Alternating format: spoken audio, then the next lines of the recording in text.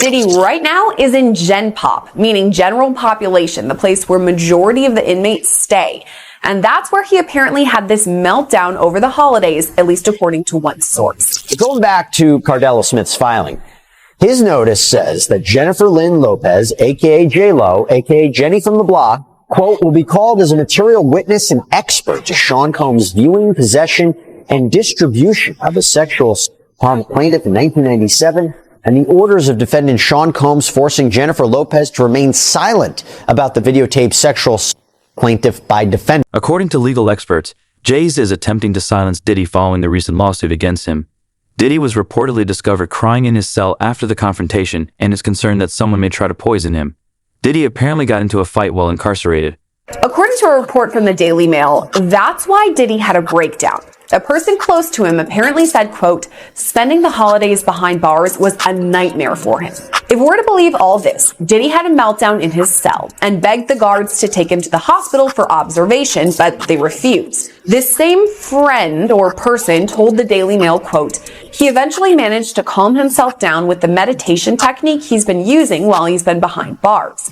It took him a few hours of deep breathing and focusing to get out of the bad space he was in, but he finally managed it. This isn't the first time Diddy's mental health has come into question while he's been at MDC. When he first arrived, he was on suicide watch, which the U.S. Department of Justice National Institute of Corrections describes as supervisory precautions taken for inmates that require frequent observation. Diddy's watch was only temporary, though. He was housed in a special protective unit of the jail after that for the first few weeks of his stay. But Diddy right now is in Gen Pop, meaning general population, the place where majority of the inmates stay. And that's where he apparently had this meltdown over the holidays, at least according to one source. It's crucial to keep in mind that this is the same detention center where Jeffrey Epstein allegedly committed the suit, so who knows what can happen. Diddy is apparently back in protective custody following the attempt and is attempting to avoid jail meals because he believes there are people out to get him. Diddy has been attempting to obtain bail for about 6 months because he is afraid of what would happen to him in prison. Since pets don't stay in prison for very long, he cannot be released into the Gen Pop industry. So breaking news right now, Larry, I am just getting word. People magazine says it's got a source on the inside that tells them that P. Diddy's on watch tonight. Do your sources confer the same information? Are they saying it was possible? Hey, real quickly, all that commissary stuff, he's not getting any of that because people in the SHU have an abbreviated list. So he's out of luck. No stake for him. Yeah, he is on watch. This guy thought he would have went home. All of a sudden, he didn't get bond. Remember, the first night that he was there, he was like an overnight guest. When they told his bond hearing, now they checked him into the system, and reality has hit him. And I understand that he has a shrink coming by his cell to see him several times a day. And now there's talk about putting him in, it's like a bubble. It's like a cell that has like a plexiglass wall in it where they have inmates watching you. That's actually their job, to keep an eye on the inmates that are on watch. Another error that I guess some warden told you this. There are sentenced inmates there. They're called cadre inmates. They don't have to be white collar inmates, but they're doing maintenance on the building. And the problem why there's a lot of violence there, they have housing units. And they're mixing bank robbers, dealers, rapists with white collar people. And this is why Diddy, he can't go into a regular housing unit because somebody will take him out for sure. Somebody's going to get a lot of street credibility out of this. People that are doing substantial time that know they're never getting out. They'll just kill the guy. No questions asked. You think that they'd suck up to him because he's got a lot of money, and if he ever does get the commissary options, he would be able to help them. Some people do. Because I got to wrap it real quick. Okay. Some people do think that Diddy can help them, but this guy's going to be locked up forever. His case will probably take at least 3 years to litigate. He'll stay at MDC. There's rumors that he wants to go to Essex County Jail in New Jersey because he doesn't like MDC. He's a Marshals inmate. There's no way they're going to transfer him back and forth, I don't know, several times a week, 6 Marshals to do it. He's out of luck. Listen, I'm going to have you back. I'm going to have you back. I have so many more questions for you, but we've had a lot of breaking news in this show. So Larry Levine, thanks for that. I appreciate it. The case against Diddy continues to worsen. Jennifer Lopez will now be called to testify against what she witnessed after being listed as a material witness against Chuck Combs. According to reports, everyone Diddy secretly recorded is now out to get him. And if Diddy chooses to work with the federal government, some of the biggest and most powerful people in this country will be brought to justice. Julo is a sick IR, and if she gets involved with Diddy at this time, she could go down with him. Going back to Cardell Smith's filing, his notice says that Jennifer Lynn Lopez, aka J-Lo, aka Jenny from the Block, quote, will be called as a material witness and expert to Sean Combs' viewing, possession, and distribution of his sexual assault upon the plaintiff in 1997, and the orders of defendant Sean Combs forcing Jennifer Lopez to remain silent about the videotaped sexual assault plaintiff by defendant. Plaintiff states that the material witness Jennifer Lynn Lopez, also known as J-Lo and Jenny from the Block, was engaged in a relationship with the defendant Sean Combs during 1999 and 2001, and that the sexual assault the plaintiff was recorded, distributed, and held by the defendant at his New York residence and recording studio. And during the relationship with Jennifer Lopez, she was made privy to this video that was taken by Sean Combs and his employee Kirk Burrows. She, J-Lo, has known this video existed and was in existence and took no action to make it known to anyone in law enforcement, and that she was even questioned by New York Police Detective Derek Palmer about this matter, and that the report will show that her answers to this tape was and still remains a resounding yes to its existence. And again, Cardell Smith writes that he wants to call Officer Derek Palmer as a witness because he says Palmer is the one who questioned Lopez and believes that he will have testimony that could help his case. Now, as I mentioned, Diddy's legal team has called for this entire case to be thrown out. Cardell Smith has filed a massive response to that request that totaled more than 200 pages. Probably half of it was just straight up copies of case law that seems to support his arguments, word for word. It's something out of like a legal textbook. There's so much to slog through, but I kind of want to give you some of the highlights. So first, in addition to the claims of a cover-up, Cardell Smith also claims and alleges that Combs was violent towards his loved ones. At times, Cardell Smith addresses alleged threats against his family. Other times, he says Combs actually caused serious injuries to his brother. His response reads, defendant used threats of murder to force the plaintiff to not bring the case to any court of law enforcement until the homes of the defendant were raided by Homeland Security, that the plaintiff knew it was a safe time to bring the case, and that is why we are here at this juncture. And Cardell Smith argued that fear for his own safety and the safety of his family is one of the main reasons that he waited so long to report the alleged, and says that that reason alone should override any issue with the statute of limitations, that these claims might be otherwise be time barred. And he also argues that while he's been in prison, fellow inmates and prison guards have threatened him on behalf of Sean Combs. Due to the overwhelming quantity of evidence gathered against him, Diddy's attorneys are currently attempting to persuade him to accept a plea bargain.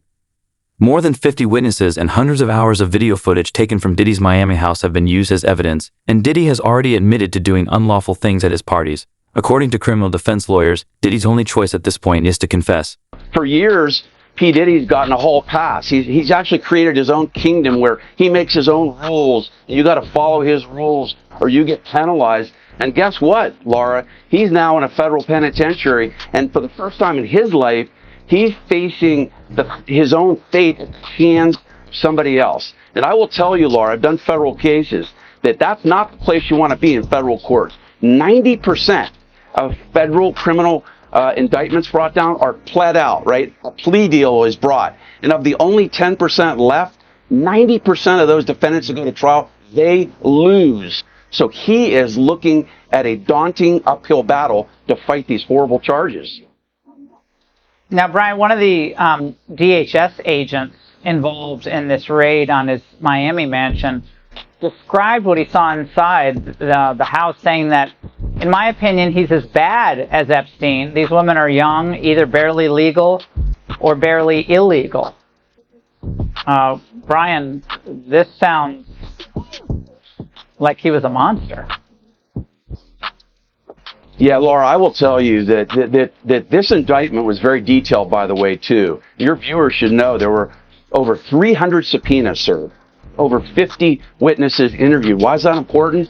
Because the federal prosecutors aren't going to be leveling an indictment like this unless they have ammunition and they have cause to bring it. And the core issue at this case, which the feds have to prove, which it's looking like they can, is that P. Diddy essentially controlled these women, that he threatened them with stopping the money that he was paying them, that he spiked their drinks with drugs. That's been alleged in the indictment, and that he basically told them, I'm going to ruin your life unless you engage in these freak-offs. And that's really what the prosecutor's got to prove. And if you've got some victims coming forward to talk about that, you've got financial records that prove that, travel itinerary that proves that, P. Diddy has very little defense. And I got to tell you, Laura, if this guy wants to fight these charges, he's going to have to step up and walk into a courtroom and talk about it. If he doesn't testify in this case, he is dead on arrival. Well, who else is on these tapes? I mean, will the tapes ever see the light of day? I mean, that's what everybody's talking about. Who else is there? It's like with the Epstein, his pleasure island. Who else? Who went? Who was there? What's the manifest? But Brian, chances 1 being least likely, 10 being most likely. Will we learn of other celebrities that were at these freak-offs? Yeah, I think you've got an 8 or a 9 for a likelihood you're going to hear about it. Why? Because there are going to be more indictments coming down, Laura. That's an important point here, because he's being charged with racketeering and conspiracy. You're going to have, well, let's start on the inner circle. You're going to have former bodyguards. You're going to possibly have former musicians that he was with. You've got personal assistants that are going to be, they're already talking about this. Some of those are likely to be charged. And then guess what? If you've got some music moguls that are sending women over to these alleged freak-offs, then you've got some top people that are going to start crumbling too, because they're all part of what's called this criminal enterprise. Diddy's close associates believe that he may hurt himself. Diddy is not a seasoned criminal and is aware of the prison sentence meted out to child molesters. Diddy's corporate empire has collapsed, and none of his contacts in the industry will be able to help him. The truth is that Diddy is beginning to feel the effects of prison, and his recent breakdown is an indication that he is reaching his breaking point. As we've already seen, Diddy's own family has stopped visiting him, and he appeared extremely emaciated at his most recent bail hearing. It was interesting, too, because this time around, Diddy was brought in first. He was brought in about a couple minutes after 2 p.m. today, and we were all kind of waiting to see. We had heard mumblings that his mom might be in courtroom, that we were waiting for the children, but then nothing happened. But then, in another twist and turn, the children do walk in, but this time it was a lot smaller bunch than it was the last time. So last time you're having all of Diddy's children, except with the exception of Love, who is just a 2-year-old child, so she wasn't at court, but you had all of Diddy's children there except Love. But this time around, you just had Justin Combs and Christian Combs, meaning that there was no Quincy there today. Delilah and Jesse weren't there. Chance wasn't there. And the caretakers of his younger children who aren't of age just yet, they were not present inside the courtroom as well today. But his mom also wasn't in court today. So when Diddy came inside, it was still that standard issued MDC jumpsuit. He's wearing khaki.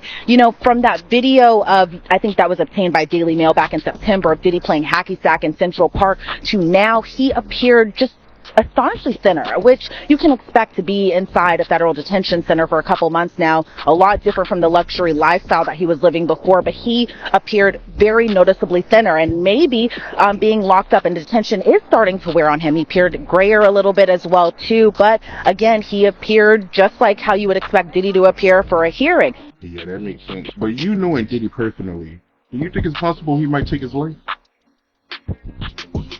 It takes a certain individual to prepare himself to do a lot of years in jail. From the lifestyle that he had, I'm not saying that he can't. I just don't see him able to do time behind bars. Maybe if he be in a camp type situation, that's a possibility. But based on the lifestyle and what he's done and what he's accomplished, if he had to go behind those bars for a lot of years, I think that he may commit. He do an Epstein. There are numerous cases pending against Diddy and his accomplices. The first celebrities to be involved in Diddy's case are Jay-Z and J-Lo. But veteran federal prosecutors say it's possible that more celebrities will be named as well, and if Diddy confesses, many individuals might go to jail. What's that? Now, as far as Jay-Z is concerned, this can really go one of two ways. This might be an isolated one-off case that he has to defend.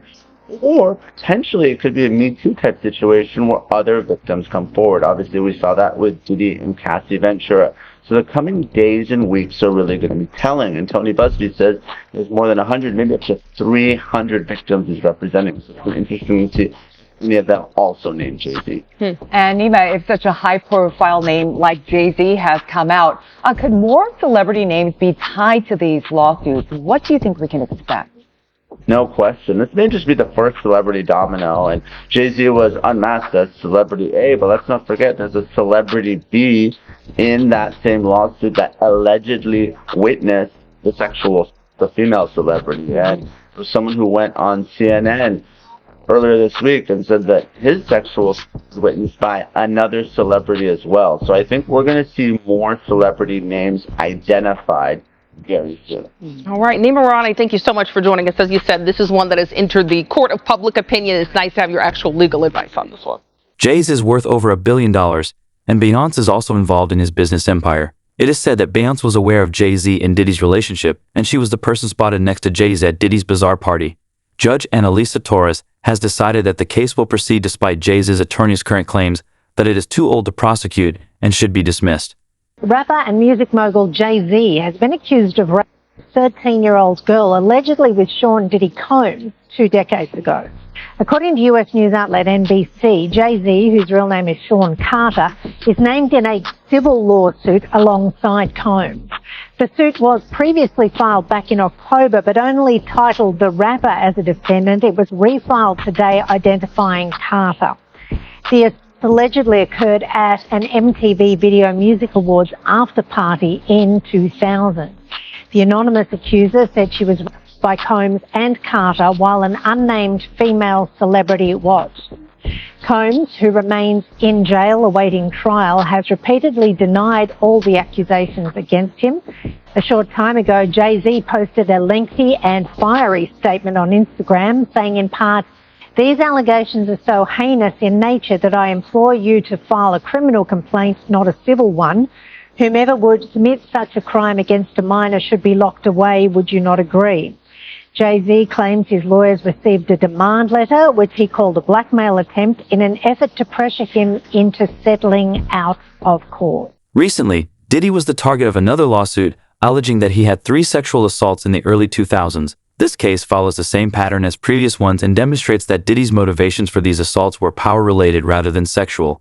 He wanted to dominate people and give them the impression that he was in charge. So why did you believe in these cases, and why didn't you believe in others that you were presented with? Well, the thing with a sexual abuse is they follow a pattern. They fall to type, and you become very clear on what that pattern is, particularly a serial sexual abuse. And these cases were all identical in the facts, identical in the story. It was beginning, middle, conclusion. You know each other? Boom. None of them knew each other. Did you have them meet? No. Did you have them coordinate stories? No. No. Do you think they had any contact with each other before they came to you? Absolutely. And when you were talking to them, well, first, the ones that you didn't take, why not?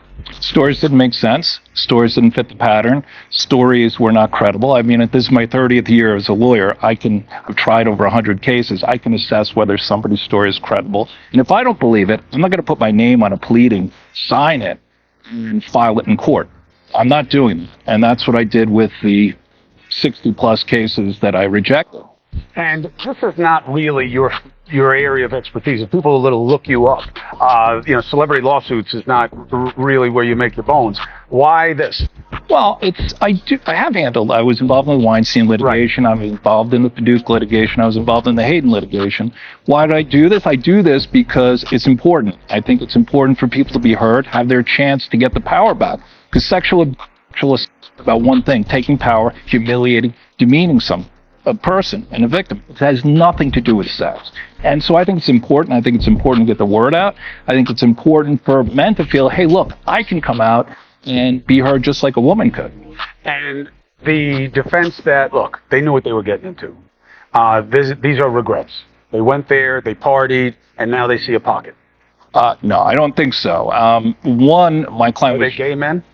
One was bisexual, the other ones were not. And they were going there. Client was bisexual, worked for Diddy. Diddy owed him money for doing errands for him and being his step and fetch, for lack of a better word. And I think it was a power move. It was a clear power move because this guy had the nerve to come to him and say, "You owe me money." And so Diddy said, "Come on to the Intercontinental Hotel." He gives him the, knocks him out, sodomizes him. And I won't use the term that my client used, but I will. Said he tried to turn me into his B word. And I think it was a clear power move on each and every occasion. I think the ones that took place in the Park Hyatt, that wasn't partying. My client met him at a nightclub in the city here with a music producer. He didn't think he was getting into that. The man who was in the Hamptons, he thought he was going to a white party. Who wouldn't want to go to a white party? I would have gone to a white party back in the day. I wouldn't go now, but they went there innocently, and this is what happened to them. I never went. I appreciate you very much. We will follow the cases through the duration. All right. Nice to see you, as Chris. things come out, you'll be welcome, counsel, to make the case as it counts. One of Diddy's purported victims has even gone on camera to document the events and explain how Diddy freaked-off parties operated.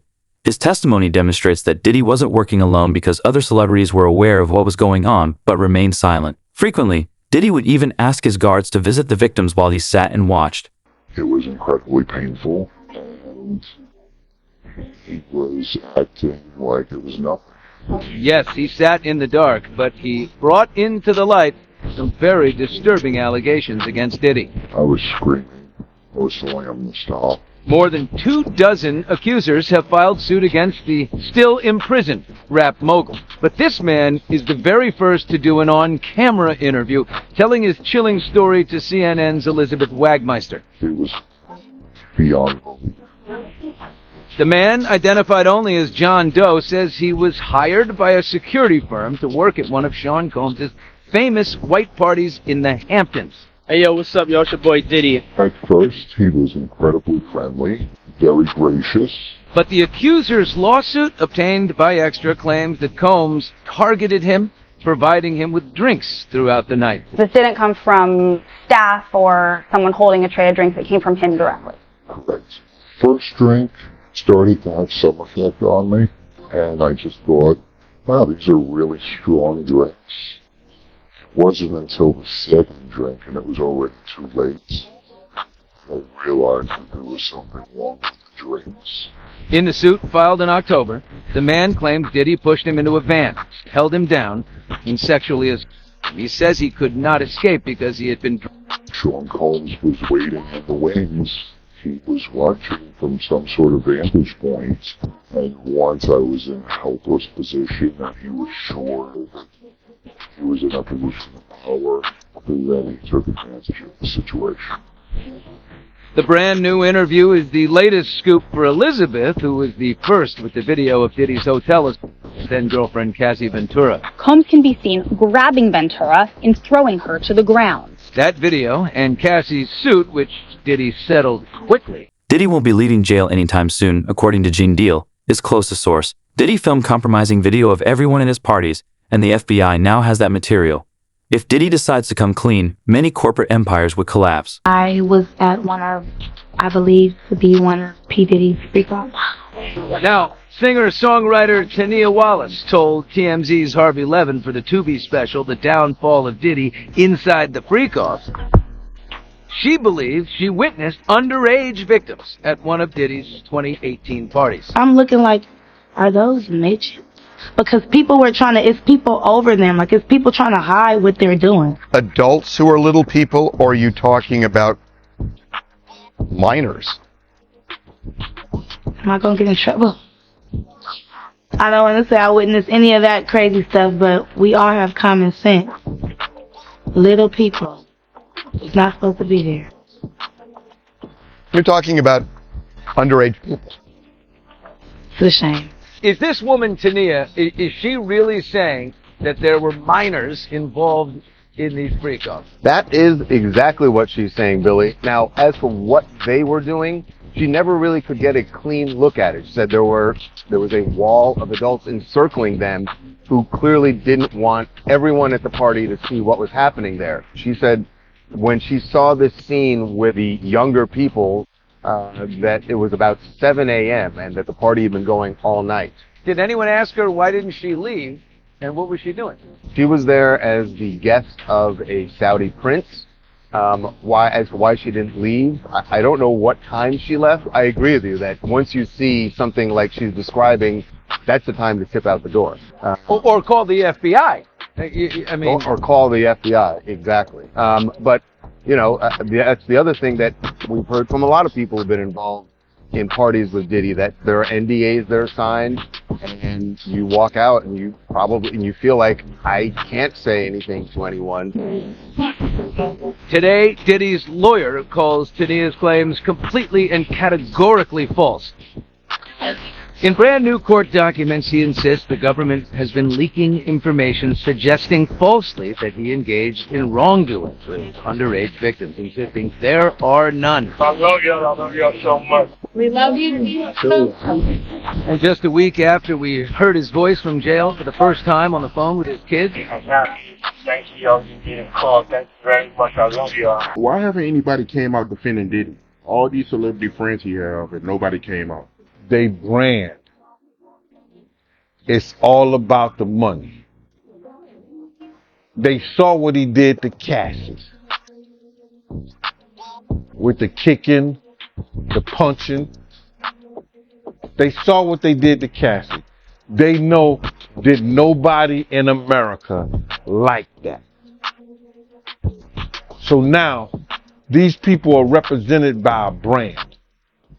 Whether it's something about the music, clothing, movies. They're not going to come out and speak on nothing that has anything to do with them. And they praying that they not on the tape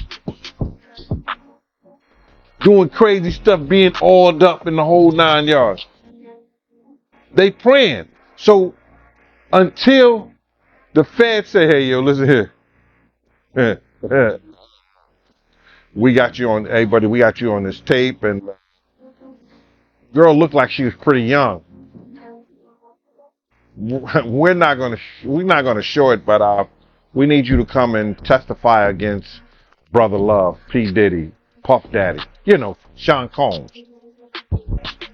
That's when they're gonna start talking, and they're not gonna be talking in his favor. When the feds come to them and show them what they got on tape. Because if he had 250 tapes all over, 250 cameras all over the house, somebody got caught stealing a cookie out the cookie jar. It could be your favorite pastor. It could be your favorite politician. But they didn't think they was being watched. And Brother Love was watching. Yeah, I mean, TDJ, he hasn't even came out and said anything. And him and Diddy was real cool. Amen. Amen. Yeah, man. And I know the people in the congregation over there is shaking in their boots because this man then led them probably, allegedly probably led them to damnation because those people's hearts are going to be broken if that man is seen on those tapes doing anything. Because people always put their faith in the pastor instead of putting their faith in God. And what they need to do is understand that he's just a man. And he has a history. It's not looking too good for him. So you feel like celebs are worried that they might be on tape? Oh, they know. That's why they ain't speaking up or saying nothing.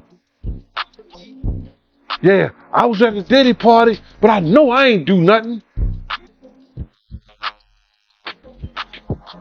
When you don't know somebody's taping you, when you don't know that somebody is videoing you in some kind of form or fashion, you got that alcohol, you got the drugs in you, they're a little loose, bruh. They let down all their inhibitions. The music is pumping. He said it himself. He got it so hot in there that you got to take your clothes off. He said that himself, bruh. With accusations abounding, strong enemies emerging, and his health clearly declining, Diddy's world is collapsing and the walls are closing in quickly. The question is not only whether Diddy will accept a deal, but also how many lives he will take down with him if he does. What do you think Diddy will do with the feds, or will he try to weather the storm? Let me know in the comments below.